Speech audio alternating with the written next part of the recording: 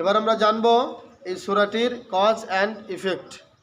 Effect হলো অভাব থাকা সত্ত্বেও কেউ যদি হারাম পথে না যায়, অভাব আছে কিন্তু হারাম পথে পা বাড়ায় না, সেই ক্ষেত্রে আল্লাহ চাইলে নিজ অনুগ্রহে নিজের দয়ায় তার অভাব আল্লাহ দূর করে দিবেন। এবার জানবো এই সূরাটির গতিপথ। গতিপথ হলো চারটি। এক হলো নিজের ভুল নিয়ে চিন্তা ভাবনা করা, অর্থাৎ তাওবার প্রথম ধাপ হলো নিজের দোষ ত্রুটি নিজে চিন্তা ভাবনা করা। আমার দোষ কি আরেকজন চিন্তা করবে নাকি আমাকে চিন্তা করতে হবে?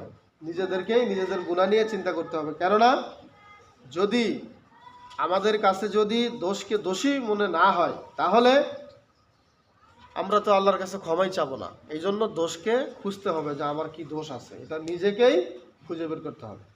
এটা হলো 1 নম্বর গতিপথ। 2 নম্বর হলো দোষ স্বীকার করা। সেটা হলো আপনি ভুল করেছেন, এটা বুঝতে পারার সাথে সাথেই কি করতে হবে? স্বীকার করে নিতে হবে। যত বেশি অজুহাত খাটাবো আমরা, তত ক্ষমা পাওয়ার সুযোগ থেকে আমাদের সুযোগ হারিয়ে যাবে, ক্ষমা পাওয়ার সুযোগ থেকে আমরা বঞ্চিত হয়ে যাব। এটা হলো 2 নম্বর, আমাদেরকে দোষ স্বীকার করতে হবে। 3 নম্বর গতিপথ হলো খাঁটি দিলে খাঁটি অন্তরে তওবা করতে হবে। অর্থাৎ রবের দরবারে কেঁদে কেঁদে আল্লাহকে বলতে হবে যে আল্লাহ তাহলে আমরা 3 নম্বর কি গতিপথ বলছিলাম? খাঁটি দিলে তওবা করা।